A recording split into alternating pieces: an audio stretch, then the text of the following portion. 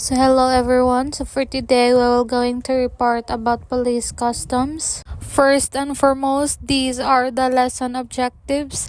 At the end of the lesson and interactive discussions, the student will be able to understand by heart the meaning of police customs, explain how the police customs affect the values of the PNP members, distinguish police customs from traditions, and lastly, draw a conclusion why the concept of police customs became part of the PNP of every PNP member.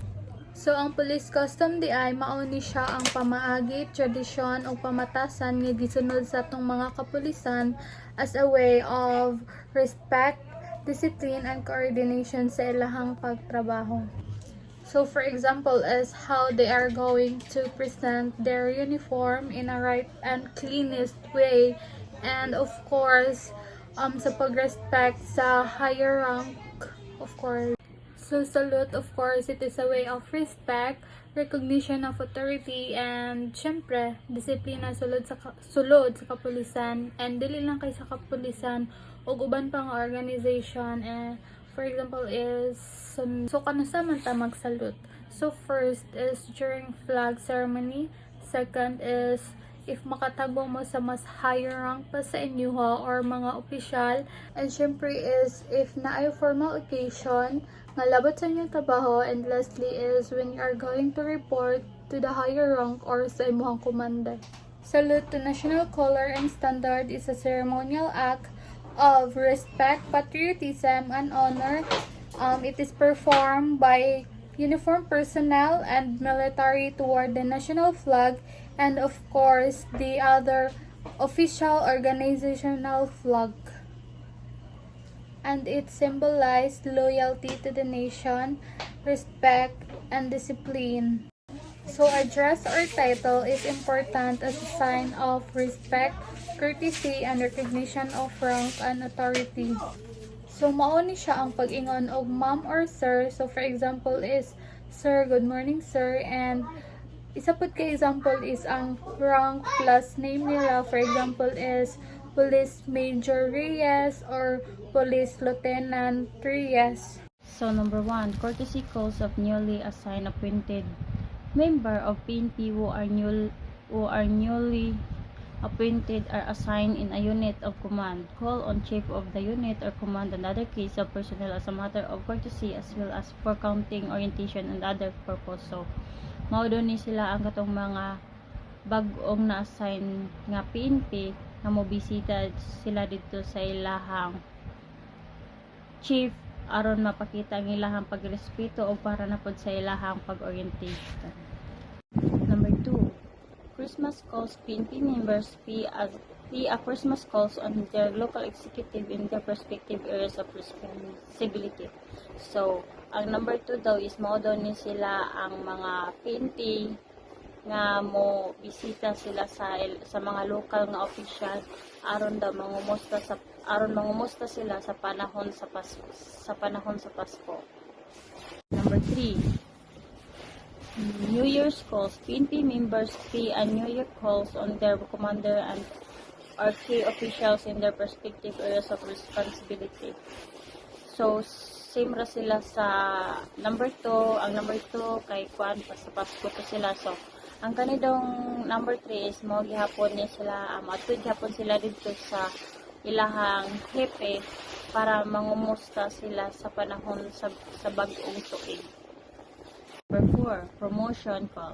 Newly promoted PNP members call on the unit head. On this occasion, they are usually given due recognition and congratulation by their peers for such deserved accomplishments. So, ang number 4 is mo ni siya ang mga PNP nga na-promote sa mo ni siya ang na-promote sa PNP nga mobisita sila dito sa hepe para magpasalamat sila sa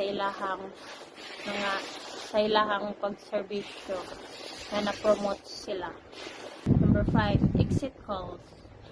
PNP members pay an exit calls on their superior in the unit or command when relieve or resign out of the said unit or command. So, ang number 5 daw is modo ni siya ang mga PNP nga mo goodbye sa ilang superior nga katong mo transfer sila sa laing unit or mo resign sila. Number 6, courtesy of the post. The host unit extends hospitality to visit personnel who pay respect to the command or unit. So, ang number 6 daw is money ang host unit nga muhatag og muhatag og hospitality visiting og pagrespeto sa ilahang unit. Ang has its own privilege are HIP PNP members recognition the practice that different ranks carry with them corresponding privilege. So, ang number 7 daw is mo ni siya ang katong mga taas o mga rang katong taas o mga ranggo nga aduna sila kaugalingong privilege nga ginailas sa mga organisasyon. Federal Service and Honors Departed uniform members, retirees, war veterans, or former PC or INP members are given vigil. Neurological service, graveside, honors as a gesture of farewell. Ceremony tendered to retirees in recognition of their long, faithful, and honorable service to the PNP. A testimonial activity shall be tendered in their honor. Honor ceremony arrival and departure. Honor ceremonies are rendered to visiting dignitaries, VIPs, PNP officers with the grade of their chief superintendent and above the AFP officers of equivalent grade unless waived. The last one is the turnover ceremony. The relinquishment and assumption of command or key position is publicly announced in the turnover ceremony by the outgoing and incoming officers in the presence of the immediate superior of his representative. Anniversary. During a Philippine National Anniversary ceremony, there's a combination of formal events, recognition of outstanding personnel, and reflection on the organization's legacy. Ceremonies often include award presentations, a tribute to fallen heroes, and speeches by high-ranking officials. The event serves to honor the PNP's commitment to public service and to acknowledge the contributions of its members. Just like formal events, these may include a parade, review of troops, and speeches from government officials and PNP leaders, award presentation, outstanding PNP personnel, and stakeholders who have significantly contributed to the organization's success are recognized with awards. Tribute to fallen heroes. A solemn wreath-laying ceremony may be held at the Monument of Fallen Brothers in Arms who died in the line of duty. Speeches and messages. Government officials, including the Secretary of the Department of Interior and Local Government, and the President, may deliver messages of appreciation and recognition to the PNP Reflection and commitment. The ceremony serves as a time for a reflection on the PNP legacy and a renewed commitment to its mission of serving and protecting the Filipino people.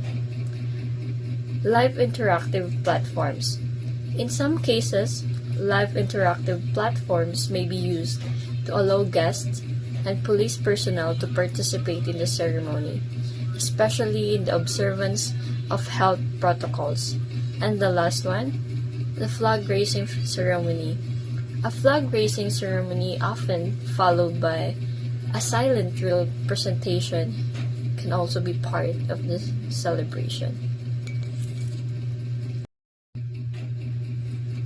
Proper attire. The Philippine National Police uniform is designed for specific occasions and events, ensuring a professional and unified appearance. For general duty and official functions, the standard uniform is worn, while special uniforms may be worn for field service, athletic events, or particular units like traffic management. Additional attire such as dinner jacket may be worn for special gatherings with foreign dignitaries. Social graces. Social graces or appropriate conduct in social situations are a core part of the Philippine National Police Code of Conduct and are emphasized in training and ethical doctrine. PNP members are expected to behave respectfully and courteously, maintaining proper manners and etiquette in all interactions. Professionalism in public.